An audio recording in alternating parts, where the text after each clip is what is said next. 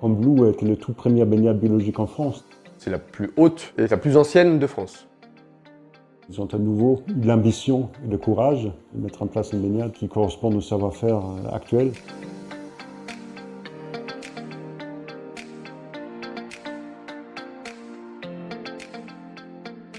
Bonjour, donc notre entreprise, entreprise Symbioscope, est une entreprise spécialisée dans l'ingénierie écologique. C'est une entreprise qui a à peu près 25 ans, un peu plus de 25 ans d'ancienneté et qui est passée en scope il y a à peu près 2 ans. Ses domaines de compétences sont essentiellement tout ce qui va être traitement de l'eau et aménagement des milieux aquatiques, avec des références qui datent depuis plus de 25 ans maintenant. Nous sommes répartis sur 5 sites en France, le siège social est en Alsace et c'est l'agence Rhône-Alpes qui s'occupe du dossier de Combloux. Il faut rajouter que c'est intéressant parce qu'ici, sur le projet de Combloux, on regroupe la compétence des traitements de l'eau et de l'aménagement du milieu aquatique, ce qui, je pense, rend particulièrement compétent notre entreprise. Symbioscope, parce que c'est la croisée de ces deux compétences.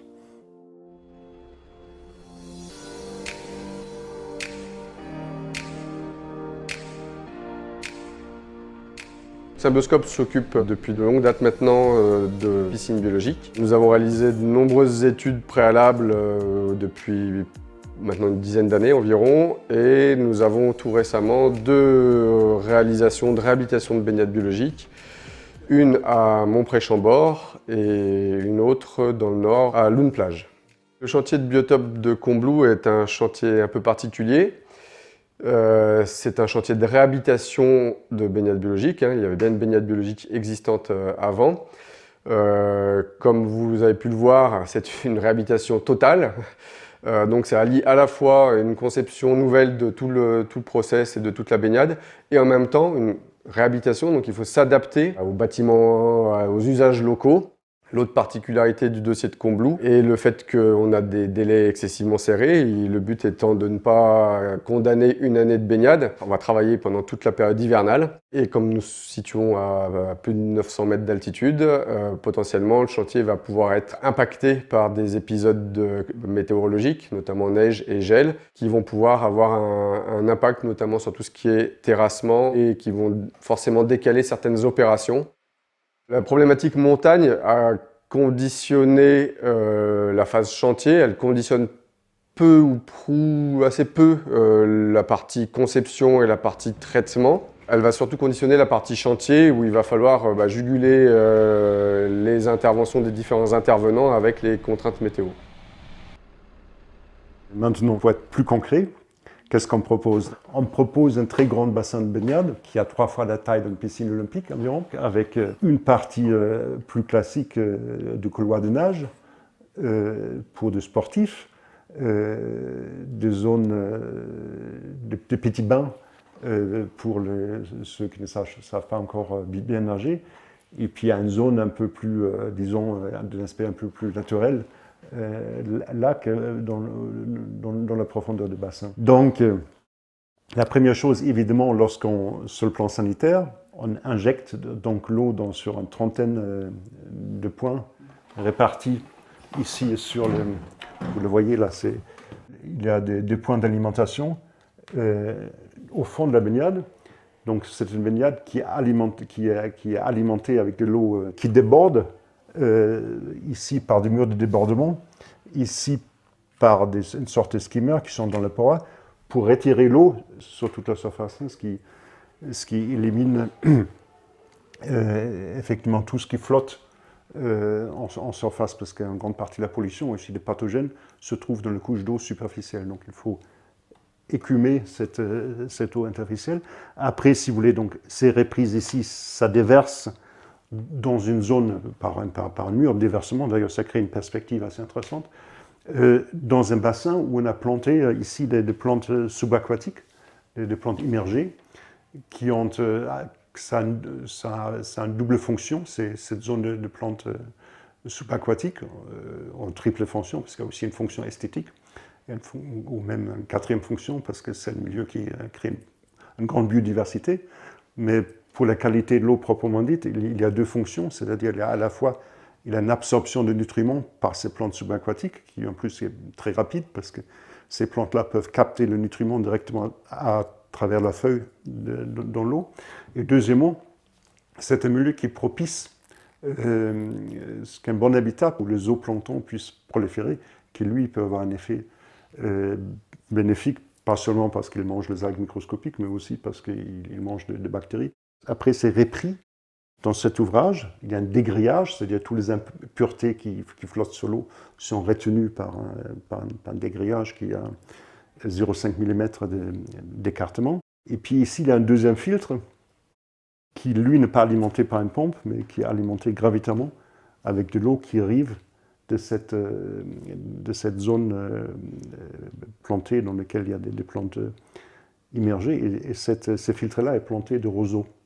Des plantes, donc ça c'est des plantes émergentes, donc ça donne l'aspect de roselière. Et là, l'eau n'est pas pompée, ça passe gravitairement dans le filtre, donc c'est moins énergivore que ce deuxième filtre.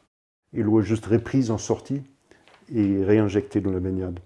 Et puis il y a un troisième circuit où on a un tamisage, c'est-à-dire c'est un tamis rotatif, c'est un élément mécanique avec un feutre de 40 microns qui enlève toutes les impuretés qui ont passé dans le premier dégrillage. Pour tous les biofilms qui peuvent se détacher, que c'est des impuretés physiques. Donc on a un double traitement, on a un traitement mécanique par une filtration très fine et puis un traitement biologique par ces deux biofiltres, mais aussi par cette zone qu'on peut appeler hydroponique, enfin c'est une zone avec des plantes, avec des surfaces de l'eau libre, avec des plantes immergées. Et après, donc, toute cette eau est réinjectée au fond de la baignade pour que le circuit puisse recommencer. Donc, au minimum, toute l'eau du bassin de baignade est renouvelée en 12 heures, mais en fonction de la fréquentation, donc on a un système qui s'adapte à la fréquentation, donc c'est aussi pour faire des économies d'énergie. On peut, si vous voulez, renouveler l'eau jusqu'en 4 heures, s'il le faut, pour pouvoir accueillir beaucoup de baigneurs. Dans le système ancien, on avait un petit peu de passage préférentiel. Donc aujourd'hui, il existe des instruments de modélisation hydraulique qui n'existaient pas il y a 25 ans pour optimiser ce type d'installation. On était alimenté uniquement par la cascade. Et c'était uniquement alimenté par la cascade, en un seul point fixe, alors qu'aujourd'hui, l'alimentation a été étudiée pour diffuser dans tout le bassin de baignade de manière homogène. Donc il s'agissait à la fois donc, de réduire la consommation d'eau potable d'une façon importante, et deuxièmement d'apporter une plus grande sécurité sanitaire, plus grande conformité des analyses avec les prescriptions réglementaires. Il faut aussi dire que depuis 2019, donc c'est assez récent, il existe donc une réglementation qui concerne ces baignades biologiques. Donc en année 2000, c'est pour ça qu'il ne faut pas trop jeter la pierre, c'était des pionniers et il n'y avait pas de cadre réglementaire, il fallait qu'ils inventent un peu tout, hein, il fallait qu'on discute avec les DAS. Combloux à l'époque était accepté ou autorisé en tant qu'installation pilote. Aujourd'hui, c'est devenu, il existe un cadre réglementaire, il existe aussi donc beaucoup plus de savoir-faire qu'à l'époque. Pour le départ, le premier remplissage se fait avec de l'eau potable. Il y a peu d'éléments nutritifs, donc c'est une eau qui est dépourvue de phosphate, ce qui est une bonne chose. Mais c'est également un eau qui est très peu minéralisée, donc il a apparu l'objectif de rendre la baignade plus attractive et de l'agrandir sa capacité d'accueil et aussi le confort des baigneurs, notamment en agrandissant ces plages, puisque c'était aussi la raison pour laquelle on s'est regroupé avec donc, un architecte paysagiste.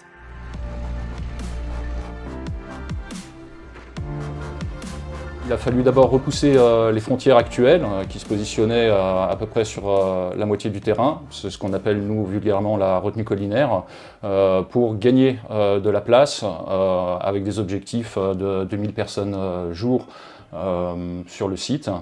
Mais également on a retravaillé l'ensemble des volumes du bassin, avec un bassin beaucoup plus grand, l'intégration d'un véritable couloir olympique de natation sur 50 mètres. Et on a cherché vraiment à avoir des lignes brisées qui rappelle bien sûr le grand paysage et le panorama sur la chaîne des Aravis ou bien le Mont Blanc. C'est surtout une question d'esthétisme général qui a défini l'ensemble des circulations. Donc on n'allait pas changer la billetterie ou les accès au restaurant. Par contre, on a revu l'ensemble de la déambulation au niveau du site. Donc une entrée principale qui est réélargie. Donc aujourd'hui, on se retrouvera avec une entrée centrale sans zigzag, directement sur l'accès plage de 5 mètres de large, qui va nous permettre également de filtrer la partie snack, de réhabiliter la partie douche qui avait beaucoup trop de vis-à-vis avec la partie restauration, mais également de simplifier tout ce qui est accès PMR. Nous avions derrière nous également une zone qui était complètement en décaissement, et ce décaissement a été remblayé avec les matériaux du site pour permettre un échange direct avec l'entrée. Bien sûr, des questions d'hygiène importantes, donc des accès systématiques par pédiluve, donc pour tous les entrées plages, accompagnés bien sûr de douches obligatoires pour préserver la qualité de l'eau. Donc on avait quelques problématiques, par exemple des arbres, c'était vide d'arbres, donc vide d'ombre également. Aucune ombre portée pour protéger voilà, les enfants ou les gens sensibles de peau, ce qui nous semblait très important. Ici on voit avec l'insertion aérienne qu'on a voilà, en montagne des séries de cordons et des volumes. Et ici l'ensemble du site était vide en dehors d'une longue haie rectiligne et très droite et très urbaine.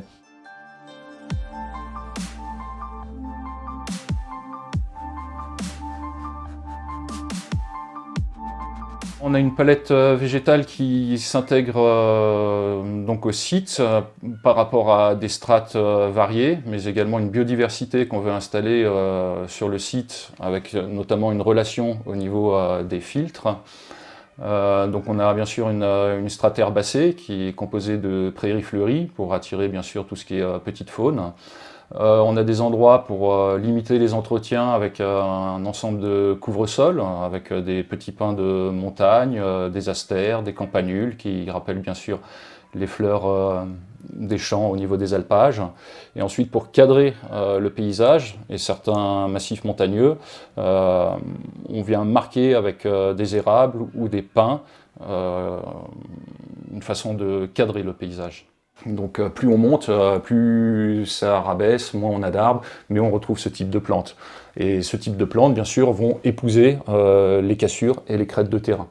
Donc on se réfère comme ça au grand paysage.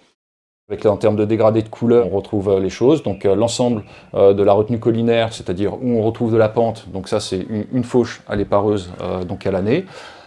Pour la pelouse, au lieu d'avoir quelqu'un qui va pousser la tondeuse, l'objectif est de faire tondre avec un robot. Donc ça c'est automatisé, ça se fait tout seul la nuit, comme l'arrosage. Et ensuite, les massifs composés de petits pins de montagne, de fleurissements, de vivaces, demandent également une petite taille avant l'arrivée de la neige. Donc on est sur des choses très très simples. Et bien sûr les arbres, il faudra qu'on les tienne un petit peu en hauteur. Et on a choisi spécialement des arbres qu'on peut tailler, former et tenir en hauteur dans le temps. Pour l'ensemble de l'aménagement, on a réutilisé des palettes végétales, mais également des matériaux qui ont été dispatchés de part et d'autre au niveau d'aménagement sur le centre-village, comme la place de l'église ou le Loup-Parc. On va retrouver voilà, cet aspect granit éclaté, l'aspect pavé de récupération ou de pierre de luzerne. On va retrouver les pins sylvestres, les érables rouges, mais également tout un panel de vivaces et de graminées qui amène un côté très floral, estival, en sachant que l'objectif aujourd'hui est bien sûr de retenir les gens au niveau de l'été sur le plan d'eau et beaucoup moins l'hiver. Donc on s'est concentré sur un côté beaucoup plus marqué estival au niveau de la palette colorée. On a voulu rechercher une éco-conception responsable en termes d'énergie grise et de bilan carbone. L'idée a été de développer avec les élus une réutilisation de matériaux, mais également de valoriser la production locale, c'est-à-dire le granit du Mont Blanc. C'est vraiment un granit tout à fait spécifique qu'on ne retrouve que sur le secteur de Combloux. Si vous partez sur les villages à côté, vous aurez une autre pierre dans les terrassements. Donc les margelles, les marches, les accès pédiluves, bien sûr tout ce qui va être valorisant, élevé, comme les banquettes. On va travailler des textures différentes avec le producteur local. On va poser également des rochers erratiques, donc c'est justement ce rocher erratique qui s'est promené avec le glacier pour se déposer. Et donc on va paysager ce côté géologique, mais également éco-responsable sur le projet du biotope. Les pontons seront en bois de chêne, donc d'origine de Haute-Savoie. On aura également un lot pépinière. On se fournit en termes de végétaux dans la Dombes. Pourquoi la Dombe? C'est un climat en France qui a des hivers très froids encore. Donc c'est tout à fait adapté et acclimaté pour faire venir ici des végétaux sur un étage alpin d'à peu près 1000 mètres de hauteur. Toujours dans une responsabilité éco-responsable, l'idée est d'utiliser la purge qu'on aura journalière de la pataugeoire pour pouvoir alimenter une citerne d'eau de relevage qui nous permet bien sûr de conserver un joli gazon sur les plages, mais également de pouvoir être utilisé pour les fleurissements au niveau de la commune.